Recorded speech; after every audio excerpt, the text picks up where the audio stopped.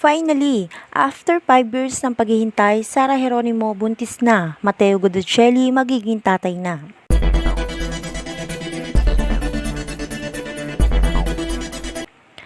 Matapos nga ang 5 taong paghihintay, isang balitang matagal nang inaasam ng kanilang mga tagahanga ang tuluyang lumutang. Ang kilalang pop star na si Sara Geronimo ay buntis na at ang kanyang asawang si Matteo Guidocelli ay malapit na maging isang ganap na ama. Sa loob ng maraming taon, naging tahimik ang mag-asawa pagdating sa kanilang personal na buhay. Matapos ang kanilang controversial ngunit puno ng pagmamahalang kasal noong 2020, mas pinili nilang ilayo sa mata ng publiko ang kanilang relasyon.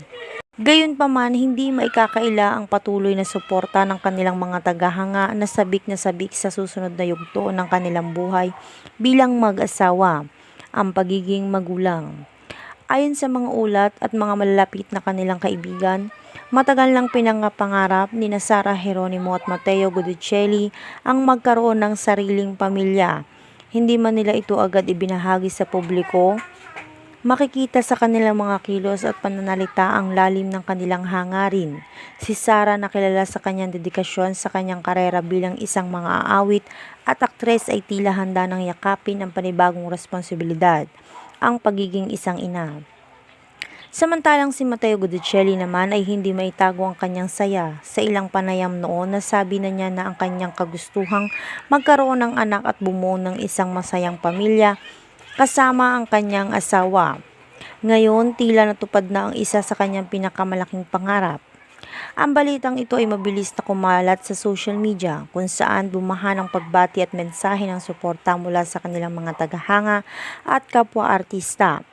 Marami ang natuwa at naantig, lalo na't alam ng publiko ang mga pinagdaanan ng dalawa, mula sa mga pagsubok, intriga hanggang sa kanilang matatag na paninindigan sa isa't isa. Sa kabila ng kasiyang dulot ng balita, na nanatiling pribado ang ilang detalye tungkol sa pagbubuntis ngayon ni Sara.